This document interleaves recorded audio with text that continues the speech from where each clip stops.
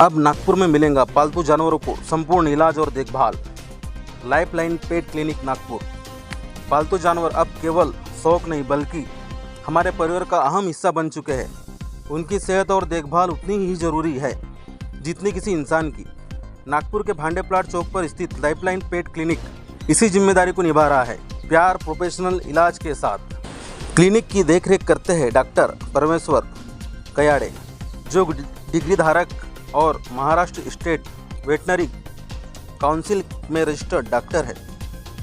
इन्हें पालतू पशु चिकित्सा के क्षेत्र में वर्षों का अनुभव है और उन्होंने हजारों पालतू जानवरों को स्वस्थ जीवन की राह दिखाई है।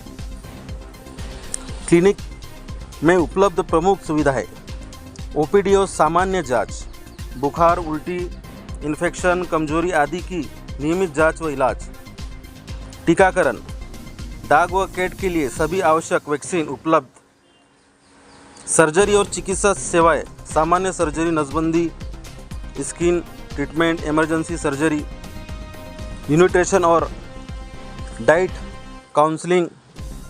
किस उम्र में क्या खिलाना चाहिए, कैसे पालतू जानवर का वजन और हेल्थ बैलेंस करें। डेंटल क्लिनिक और स्किन ट्रीटमेंट, दांतों की सफाई, बाल झड़ने की समस्या, एलर्जी, इन्फेक्शन आदि। होम विजिट विशेष अनुरोध पर। बुजुर्ग या व्यस्त पालतू मालिकों के लिए घर पर इलाज की सुविधा। क्लिनिक का पता है shop number 101A, Mayureshwar complex, doctor चार्डी क्लिनिक के पास, नंदनवन रोड, भांडे प्लाट चौक, नागपुर 440009। संपर्क करें। मोबाइल नंबर है 9579086879। लाइफलाइन पेट क्लिनिक, जहां पालतू जानवरों को मिले प्यार और सुरक्षा, संपूर्ण चिकित्सा की देखभाल। नमस्कार, मेरा नाम डॉक्टर परमेश्वर कायंदे है और मैं एक वेटनरी डॉक्टर हूँ पेशे से। और मेरा जो एजुकेशन है वो वेटनरी मास्टर्स हुआ है और मेरा जो एजुकेशन 2010 में कंप्लीट हुआ है। तब से मैं अब तक प्रैक्टिस कर रहा हूँ। करीबन 15 साल हो गए मुझे प्रैक्टिस करते हुए। पालतू जानवरों में जो शहरी भाग में रहने वाले लोग हैं उनके पास में 2 से 3 प्रकार के प्राणी ज़्यादा मात्रा में पाए जाते हैं, जैसे कि श्वान हो गए जिनको हम लोग डॉग्स बोलते हैं, बिल्लियाँ हो गई है, और जो कुछ बर्ड्स है लोग पालते हैं घर में वो भी रहते हैं, और कुछ टॉर्टोइस या रैबिट्स भी लोग पालते हैं उसमें। तो सबसे ज़्यादा जो पॉपुलेशन है वो डॉग्स और कैट का रहता है, शहरी भाग में भी रहता है। और डॉग्स में ज़्यादातर जो बीमारियाँ रहती है जो उनके लिए जानलेवा होती है वो होती है कि उनके वैक्सीनेशंस ना होने की वजह से होती है। जिनमें बीमारी आती है कि एक पारोवायरस इन्फेक्शन बोलते हैं, जिसको पतली संडास होती है, उल्टियाँ होती है डॉग में, जिसमें खून भी आता है। ये एक इनमें सबसे ज़्यादा जानलेवा बीमारी होती है। और वो बीमारी ज़्यादातर जो नए बच्चे लेते हैं लोग उनमें ज़्यादातर पाई जाती है। दूसरी एक किस्म बीमारी थी, कैनाइन डिस्टेंपर करके बोलते हैं उसको, जो बीमारी में हम हिंदी में उसको पोलियो भी बोल सकते हैं, डॉग का पोलियो बोल सकते हैं। ये कैनाइन डिस्टेंपर बीमारी ऐसी है कि वो एक बार अगर कोई डॉग को हो गई तो उससे बच पाना बहुत मुश्किल होता है उनको, या फिर 90 to 80%, 98% तक उसका डेथ रेट होता है। तो ये भी एक जानलेवा बीमारी इनमें होती है। इसके अलावा भी कुछ और बीमारियाँ रहती है, जैसे कैनाइन हेपेटाइटिस होता है या फिर पैरा इन्फ्लुएंजा होता है। ये सब बीमारियाँ डॉग को बचाने के लिए हम लोग उनमें से वैक्सीनेशन से ही उनको प्रोटेक्शन दे सकते हैं। ये तो जो जानलेवा बीमारी वो है। बाकी अभी गर्मियों में उनका बाल झड़ना, स्किन इन्फेक्शंस जैसे कि खुजली के प्रमाण बढ़ना, फंगल इन्फेक्शन होना, ये बीमारी अभी उनको ज़्यादातर जैसे ही गर्मियाँ बढ़ती है उस टाइम में होने के चांसेस ज़्यादा रहते हैं। और दूसरी एक बीमारी रहती है कि खांसी वाली बीमारी भी उनमें होती है। अभी जैसे सीज़न चेंज होता है तो कैनल कफ वाली बीमारी, जिसमें खांसी होने की संभावना ज़्यादा होती है डॉग में और वो 5-6 दिन तक खांसी चलती है। ये बीमारी भी इस कैटेगरी में आती है कि खांसी जो एनवायरनमेंट चेंज होने की वजह से उनको होती है। सर, बात की जाए, क्या आपको लगता है कि पालतू जानवरों को लेकर लोगों में जागरूकता बढ़ी है, लोग आ रहे हैं? आज से 10 साल पहले अगर आप पूछेंगे तो उस टाइम में लोगों में उतना अवेयरनेस नहीं था, लेकिन इंटरनेट के आने की वजह से और अच्छी सुविधाएं मिलने की वजह से बड़े शहरों में लोगों का अवेयरनेस भी इसमें बढ़ना चालू हो गया। लोग खुद आके जब नया बच्चा लेने वाले रहते, डॉग का हो या बिल्ली का हो, तो आके पहले डॉक्टर से कंसल्टेशन करते कि हम लोग कौन सी ब्रीड रख सकते हैं, हमारे घर के अकॉर्डिंग हम लोग कौन सा स्मॉल ब्रीड रखना है कि बड़ा जानवर रखना है, कि उसमें वो आइडेंटिफाई करने के लिए पहले आते हैं कि हम लोग कौन सी ब्रीड प्रीफर करें। फिर उसके बाद में वैक्सीन के प्रति भी उनका अवेयरनेस बढ़ गया कि वो खुद आके पूछते हैं कि सर वैक्सीनेशंस कब इनके कराना है, डीवर्मिंग कब कराना है। तो अवेयरनेस डेफिनेटली बढ़ा है अभी डॉग्स के बारे में। रॉटव्हीलर पालना, एक्चुअली रॉटव्हीलर जो वो शॉर्ट टेम्पर्ड ब्रीड, यानी उसको गुस्सा बहुत जल्दी आता है, तो वो ब्रीड वैसे भी थोड़ी सी फ्यूरियस रहती है, एग्रेसिव रहती है। तो अगर बचपन से ही ओनर उसको अच्छे से उसका ट्रेनिंग करके अगर पाल रहे होंगे तो उसको आप बहुत अच्छे से उसको घर में रख सकते हैं।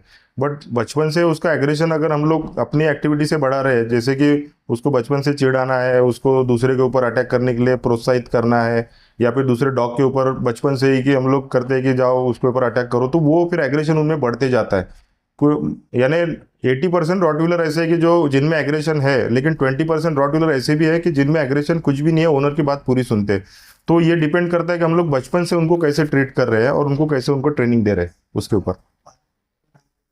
घर में रखने लायक ब्रीड अभी कैसा हो गया कि शहरी भाग में जिसका इंडिपेंडेंट घर है, हम उनको सजेस्ट करते हैं कि आप थोड़ा जो मीडियम साइज या लार्ज साइज की ब्रीड आप घर में रख सकते हैं, जिसमें golden retrievers, Labrador, Doberman, great Dane, German shepherds, ये डॉग्स आते हैं उसमें। और जिनका फ्लैट स्कीम में रहते हैं, जिनका स्पेस, घर का स्पेस कम है, तो उनको हम लोग सजेस्ट करते हैं कि आप छोटी ब्रीड में जाइए, जिसमें आता है कि शिट्जू आता है, पग आता है, लासा एप्सो आता है, चाव चाव एक ब्रीड आती है, और एक उनमें मिन पिन करके आता है कि डॉबरमैन जैसा ही दिखता है लेकिन छोटा रहता है, और डैश हाउंड एक ब्रीड रहती है। ये ब्रीड्स हम लोग उनको सजेस्ट करते हैं। ऊपर से रहता है कि लोगों का रहता है कि सर हमको शॉर्ट हेयर चाहिए कि लॉन्ग हेयर चाहिए, घर में बाल नहीं आना चाहिए, तो वो हिसाब से भी हम लोग उनको बताते हैं कि आपको अगर कम बाल वाले चाहिए तो आप डॉबरमैन रखिए, आप पग रखिए, डैश हाउंड रखिए, या फिर आपको ज़्यादा बाल वाले डॉग चाहिए तो फिर इसमें आप गोल्डन रिट्रीवर, लैब्राडोर्स, ये ब्रीड्स आप उसमें रख सकते हैं।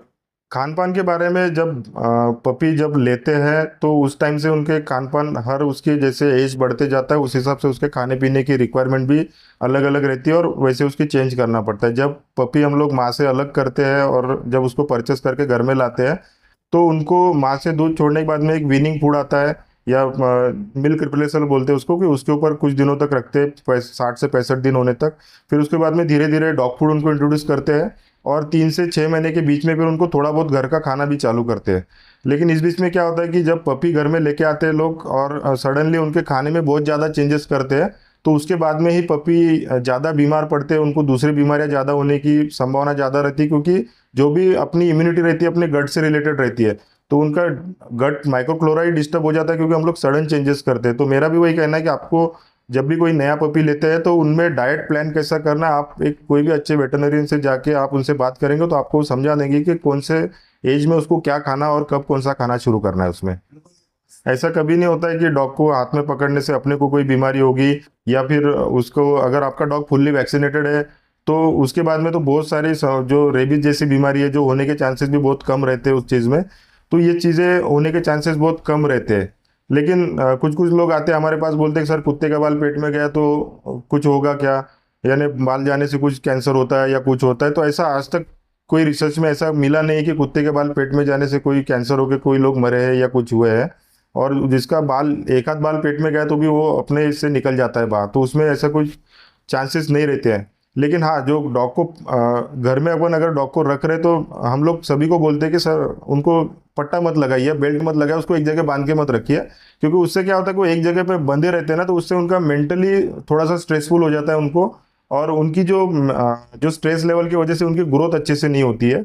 दूसरा है कि उनका एग्रेशन बहुत बढ़ता है उसकी वजह से, कि वो एग्रेसिव होते हैं, क्योंकि बांध के रखते हैं और एकदम छोड़ दिया ना तो वो घर में कहाँ जाके किसको पकड़ना है, किसको घर के अंदर तोड़फोड़ करना है, कुछ काटना है, कुछ करना है, ऐसी चीज़ें होती है। जो डॉग कंपेरेटिवली विदाउट बेल्ट के हम लोग घर के अंदर पालते हैं उनमें एग्रेशन कम रहता है, जो डॉग बांध के रखते हैं या केज में रखते हैं उनके कंपैरिजन में। हमने ये जो प्रोफेशन चूज किया है, इसको हम लोग सेवा के माध्यम से देखते हैं कि एक प्रकार से सेवा ही रहती है हमारी, कि हम लोग वो भी देखते हैं कि क्लाइंट पैसे वाला है कैसा है, उस पर खर्चा कितना करना है, उसको ट्रीटमेंट कितना करना है, हम लोग सब पहले उनको समझा देते हैं कि ये इसमें कितना कॉस्टिंग हो यानी इसमें खर्चा भी कितना हो सकता है, हम उसको कैसे कम कर सकते हैं, उनको best of the best treatment कैसे दे सकते हैं, इसके लिए हम लोग प्रयास करते हैं। और डेफिनेटली जब कोई ऐसी बीमारी रहती है कि जो बहुत ज़्यादा तनावदायक है या स्ट्रेसफुल रहती है, जिससे एनिमल भी जल्दी रिकवर नहीं करता है। इसमें अगर कोई जानवर ठीक होके जाता है तो हमको भी उसमें से आनंद आता है उसमें। सर हमारे पास में सभी प्रकार के एनिमल्स की ट्रीटमेंट की सुविधा है, उनके ऑपरेटिव प्रोसीजर्स हम लोग यहाँ पे करते हैं। साथ ही उनके ब्लड टेस्ट और जो भी उनका एग्जामिनेशन करके जो भी चीज़ें नेसेसरी होती है हम लोग सब यहाँ पे प्रोवाइड करने की कोशिश करते हैं। कि अगर आप घर में कोई प्राणी को आपके घर में एज अ पेट बोल के लाते हैं तो आप उसको घर का मेंबर बोल के ही घर में लाइए। पालतू जानवर को पालतू जानवर बोल के मत रखिए, उसका घर का मेंबर बना के उसको रखेंगे तो वो भी हैप्पी रहेगा, आप लोग भी हैप्पी रहेंगे उसमें। आप डायरेक्टली भी क्लिनिक में आ सकते हैं। मेरा क्लिनिक का टाइमिंग सवेरे 1:30 बजे तक रहता है, 10 से 1:30 बजे तक, और शाम को 6 से 9 बजे तक रहता है। तो ये समय में आप आके मिल सकते हैं या फिर मेरे नंबर पे आप कांटेक्ट करके आपको जो भी समस्या है वो कर सकते हैं। मेरा नंबर है 9579086879। Address shop number 101A Mayureshwar apartment, Bande plot square, Nandanvan road, Nagpur.